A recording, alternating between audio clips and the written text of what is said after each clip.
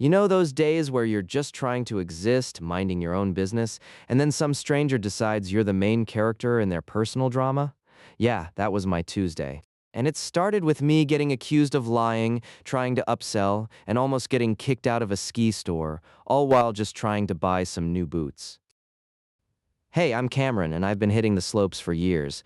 So when I needed some new gear, I headed to my favorite local ski shop. I was totally in my element, browsing the racks, feeling the texture of jackets, admiring the latest tech.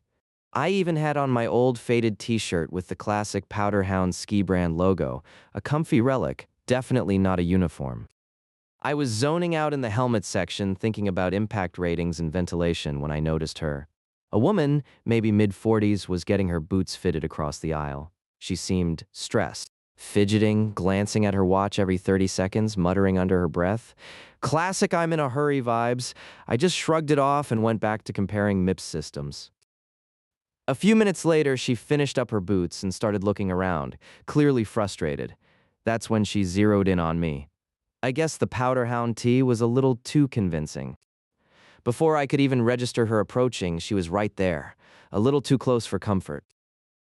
"Excuse me," she barked, her voice tight. "Can you help me? I need a helmet, and I need it now." Your colleague was no help at all. My brain did a quick skip. "Oh, sure," I mumbled, still processing. "I mean, I love skiing. I know helmets. And I'm usually happy to help someone out, especially a fellow skier, even if I'm not an employee." I figured she just needed a quick pointer. "What kind of skiing are you doing? Are you looking for something for resort, backcountry, park?" That's when her eyes narrowed. The shift was almost visible. What kind of stupid question is that? Just get me a helmet, a good one. Don't try to upsell me some fancy junk I don't need. Her tone was sharp, laced with suspicion. I blinked. Whoa, hold on. I'm just trying to figure out what would be best for you. Helmets are really important for safety, so... She cut me off, her voice rising. "I know helmets are important. Don't patronize me. You're just trying to push the most expensive model, aren't you?" Trying to make a bigger commission, she threw her hands up, her voice getting louder. "I can't believe this store. You're all just a bunch of liars." My jaw probably dropped. Leers, upsell, commission? "Lady, I don't work here." I blurted out, holding up my hands in a timeout gesture. "I'm literally just a customer, trying to buy some boots and you asked for help." But she wasn't listening. She started pacing back and forth in front of me, her voice now a full-blown shriek. "Don't you lie to me? I saw you in that shirt. You're clearly an employee trying to avoid doing your job. And now you're denying it? This is unbelievable. I want your manager." She pointed a trembling finger at me. "You should be fired. Get him out of this store." Now heads were turning. Other customers were staring, and I felt a hot flush creep up my neck. I tried again, my voice strained. "I'm telling you, I don't work here. This is just a t-shirt. I was trying to help you." Just then, a calm, authoritative voice cut through the chaos. "Is everything all right here?" It was the store manager, a guy I'd seen around. He walked over, surveying the scene with an practiced, weary expression. "No, everything is not all right." The woman screeched, whirling to face him. This man was trying to lie to me, upsell me a helmet, and then denied he even works here. He needs to be disciplined. He needs to be removed." The manager looked at me, then at my Powderhound tee, then back at the furious woman. He sighed, a long, tired sound. "Ma'am," he said, holding up a hand, "I assure you this gentleman is not an employee of our store. He's a customer, just like you." You'd think that would be the end of it. It was not. The manager's words seemed to ignite a fresh fury in her. "Don't you protect him? I saw him. He's wearing the uniform. You're all in on it, aren't you? Trying to con me? I will report this store. I demand he be ejected immediately." I was beyond bewildered. I was just pissed off. "Dude," I interrupted, my voice sharp, "I don't work here. I was trying to offer some free advice because you asked. And now you're yelling at me because I won't let you accuse me of being a scam artist?" The manager held up his hands to both of us, though his eyes were on me. He took a deep breath. "Sir," he said to me, his voice low, "I understand the situation. But for the sake of de-escalation, Could you just apologize to the customer? I stared at him, my mouth agape. Apologize? For what? Existing. Apologize. I scoffed. No, I didn't do anything wrong. I tried to help her, and she started screaming that I was lying. I'm not apologizing for being a customer with a t-shirt. The manager looked trapped. He squeezed his eyes shut for a second, then opened them, motioning to a younger employee nearby. He pulled the employee aside, muttering something in a hushed, urgent tone, glancing at the raging woman. I could only catch snippets. Customer is always right. Just get her out of here. Finally, the manager turned back to the woman. Ma'am, he said, his voice firmer now. If you'd like to discuss this further, I'd ask you to come to my office in the back. We can sort this out privately. He motioned towards a door. She hesitated, still glaring at me, but the prospect of a private audience with the manager seemed to appeal to her sense of self-importance. With one last huff, she marched off towards the office. Relief washed over me so quickly I almost sagged. Finally, I muttered, shaking my head. I went to the boot desk, got my new boots, and paid for them quickly, eager to get out of there. I never saw the woman again. As I was heading for the exit, the manager caught up to me. Hey man, he said, looking genuinely apologetic. I am so sorry about that. Some people, well, they're a lot. Really. We appreciate you being so patient. He pressed something into my hand. It was a brand new powder hound beanie and a sticker pack. Just a little something for your trouble on the house. I gave him a grateful nod. Thanks. That was an experience. So yeah, started with an irate Karen, ended with some sweet swag. Not exactly how I planned my ski gear shopping trip, but hey, at least I got a cool new beanie out of it. And a reminder that sometimes just existing in a branded t-shirt is enough to turn you into an unwilling antagonist in someone else's wild story. Stay safe out there, folks, and maybe don't wear your favorite ski brands to the ski shop, just in case. You've survived 2 Reddit roller coasters. Might as well subscribe before the third wrecks you emotionally. Okay, so picture this.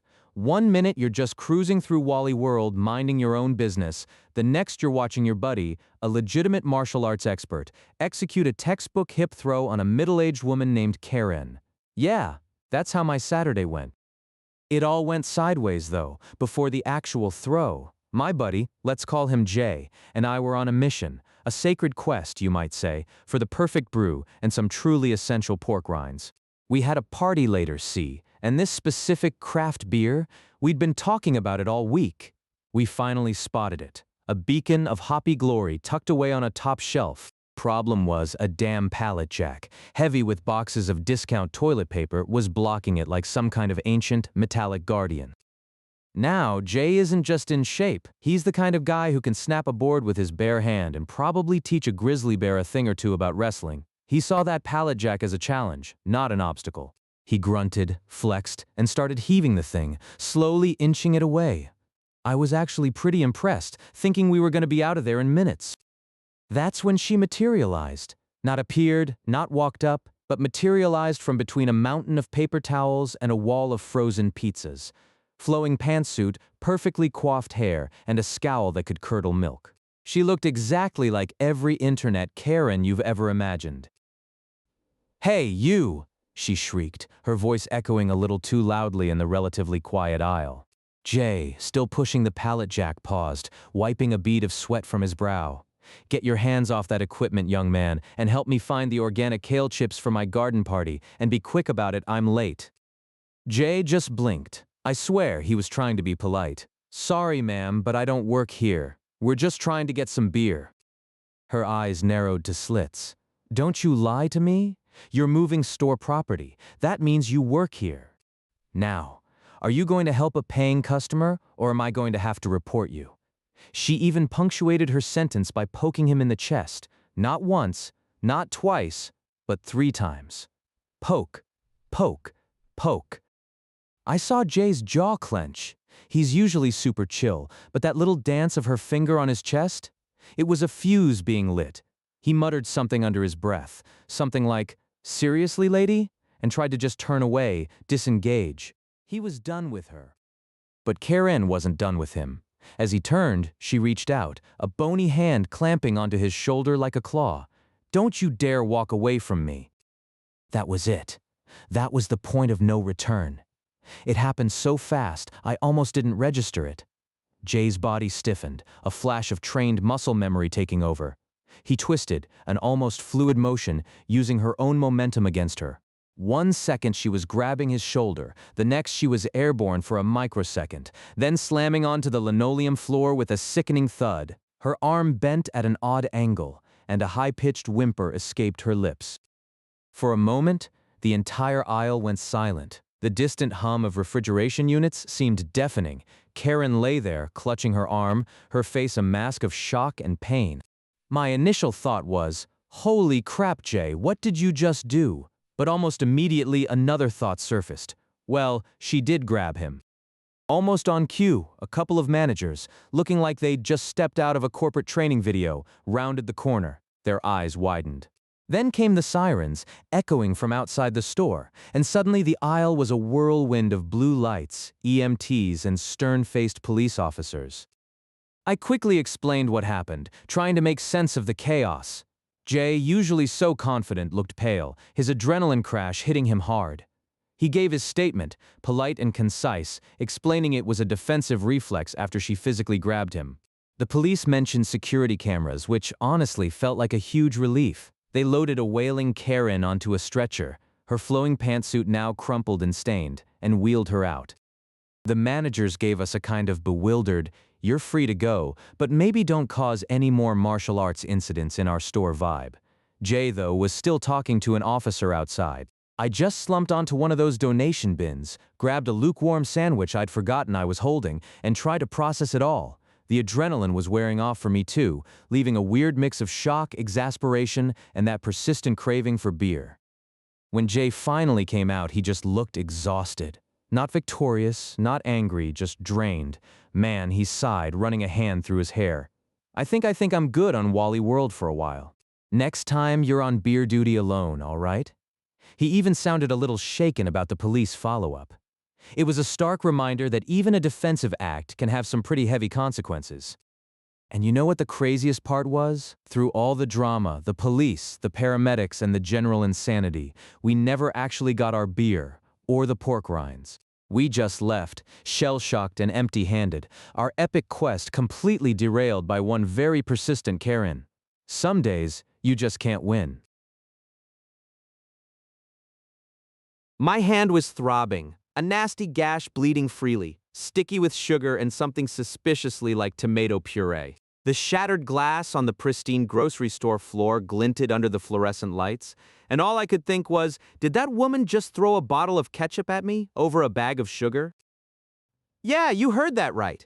Ketchup, sugar, and me, Gerald, just trying to grab a damn bag of granulated for my daughter's school bake sale. This was supposed to be a quick in and out, a mundane Saturday morning errand. Instead, I'd found myself staring down a full-blown Karen meltdown, the kind that probably warrants its own Reddit sub. It all started innocently enough. I'd woken up with a mission, get sugar for Clara's fundraising cupcakes. She was so excited and honestly, anything to avoid making a last-minute dash. So, bright and early, I'm at the local grocery store, humming a little tune, navigating the aisles like a pro. That's when I first heard her. Not saw her, heard her. A voice shrill enough to cut through the muzak, demanding, "Where is your premium organic, free-range artisanal ketchup? This isn't rocket science." I mentally shrugged it off. Some people, right? I just wanted my sugar. I spotted the familiar white bag on the shelf, practically within arm's reach. As I extended my hand, a blur of aggressive floral print and a wild, determined expression descended upon me. "Aha! Finally, someone who knows what they're doing," she barked, not even making eye contact. Before I could process what was happening, her hand shot out like a startled snake and snatched the bag of sugar right from my fingertips. It happened so fast, I actually blinked. "Excuse me?" I managed, my hand still awkwardly outstretched in midair. "I was just grabbing that for myself." She finally looked at me, her eyes narrowed. "Don't play coy with me. You've been hiding it, haven't you? This is the last bag, and you were trying to squirrel it away. You think I don't see what you employees do? I blinked again, utterly bewildered. Ma'am, I don't work here. I'm just a shopper. She scoffed, a truly contemptuous sound. Oh, please, you're wearing a blue shirt. Everyone knows blue shirts work here. For the record, it was a faded band tee, more gray than blue, and certainly not a uniform. Now, about that ketchup. You people never have anything I want. Where's the good stuff? The one with the green label? You know, the one my sister-in-law told me about? I swear, my brain nearly short-circuited trying to connect sugar snatching to artisanal ketchup. Look, I really don't work here. I'm just getting some sugar for my daughter's bake sale. I gestured weakly at the now stolen bag in her clutches. She ignored me completely. Are you going to help me or not? Or are you just going to stand there looking useless? Her voice was rising, drawing curious glances from other shoppers. At this point, I don't know why. Maybe a desperate attempt to de-escalate, or just plain British politeness getting the better of me, I actually asked, which brand were you looking for? That was my mistake. My fatal, ketchup-splattered mistake. She launched into a detailed, increasingly agitated description of a brand I'd never heard of, insisting it was the best, the only one worth buying. I vaguely gestured down the condiment aisle, thinking maybe she just hadn't looked properly. Don't tell me to look, you find it, she screeched, her face turning an alarming shade of crimson. That's your job. I pay your salary with my purchases.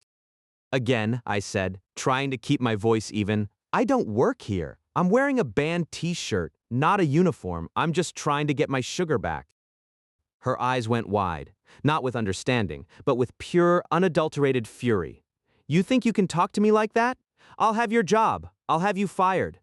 She snatched a regular, generic bottle of ketchup off the shelf next to us. For a split second, I thought she was just going to slam it down. But no! With a guttural roar that genuinely startled me, she wound back and hucked the bottle straight at my face. My reflexes, bless their cotton socks, kicked in. I threw up my left hand, the one I'd tweaked last week trying to fix a leaky faucet, and managed to deflect it. The glass bottle connected with a sickening crack against my palm and forearm, exploding in a shower of red liquid in shards. Pain, sharp and immediate, flared through my hand. Ketchup mixed with blood dripped down my arm onto my faded band tee. My sugar bag, blessedly still in her grip, remained intact. What the hell? I yelled, clutching my injured hand. The entire aisle went silent. The sheer shock of it was overwhelming. Suddenly, a calm, authoritative voice cut through the stunned silence. Ma'am, what do you think you're doing? The store manager, a man I recognized named Dave, was practically jogging towards us, cell phone already clutched to his ear. Karen, however, seemed oblivious. She was still ranting, pointing a trembling finger at me. He wouldn't help me. He's incompetent. He threw ketchup at himself. Dave took one look at my bleeding hand, the shattered glass, and the furious woman. Sir, are you all right? Let's get you to customer service. We'll get that cleaned up and call someone. He was already dialing. Security code red, aisle 7. Customer assaulting a patron. I just nodded, still trying to process that a bottle of ketchup had been used as a weapon. Dave gently guided me away, past a growing crowd of horrified shoppers. As we walked, a little old man with a cane, who'd clearly witnessed the whole thing, gave me a sympathetic, encouraging nod. He just squeezed my shoulder and mouthed, "Crazy!" It was a small gesture, but it meant a lot. At customer service, the clerk gasped at the sight of my hand. She immediately grabbed ice, gauze, and some antiseptic wipes. As she carefully tended to the wound, I recounted the whole surreal tale to her and Dave. Just as I finished, 2 police officers walked in. Dave had clearly been quick on the phone. They took my statement, listening with quiet professionalism, occasionally glancing at Karen, who was now being very loudly escorted from the store by a rather burly security guard. I actually saw her try to kick him. Pathetic. Dave, the manager, was incredibly apologetic. Gerald, I'm so sorry this happened. That woman is permanently banned. Are you absolutely sure you're okay? We'll cover any medical expenses, of course. I think I'll be fine, I mumbled, my hand stinging, just a bit shaken. Well, Dave said, a warm smile spreading across his face. To make up for the inconvenience, consider your entire grocery order on us today. And I heard you mention a school bake sale for your daughter? I nodded, feeling a little overwhelmed by his kindness. Tell you what, he continued. How about we donate a few dozen fresh-baked muffins and cookies from our bakery? Our compliments. We want to make sure Clara's fundraiser is a huge success, even after this. I was genuinely touched. Dave, that's incredibly generous. Thank you. Watching Karen being let out in handcuffs, still yelling about her rights and the terrible service, I felt a strange mix of vindication and sheer exhaustion. The cops had found her with my sugar bag still clutched in her hand. They returned it to me. Later, talking to my wife on the phone, the whole thing felt even more bizarre. Yeah, hun, I got the sugar, but I also got attacked by a woman wielding a ketchup bottle. For the bake sale, she laughed, then gasped. It was a wild, absurd morning. But the kindness of Dave, the customer service clerk, and even that little old man with the cane really stuck with me. It's easy to get cynical about humanity when you encounter someone so utterly entitled and irrational. But then you see people step up, show compassion, and make things right. So yeah, got the sugar, got a nasty cut, and definitely got a story for the grandkids. Just remember, folks, when someone asks for help, be kind. But if they accuse you of being a store employee, demand you find their ketchup, and then try to clock you with a condiment, maybe just walk away. Or, in my case, be ready to deflect. You never know what kind of Karen is lurking in the snack aisle. Until next time, stay safe out there, and for heaven's sake, don't throw ketchup. It doesn't end well. This one pairs perfectly with what you just watched.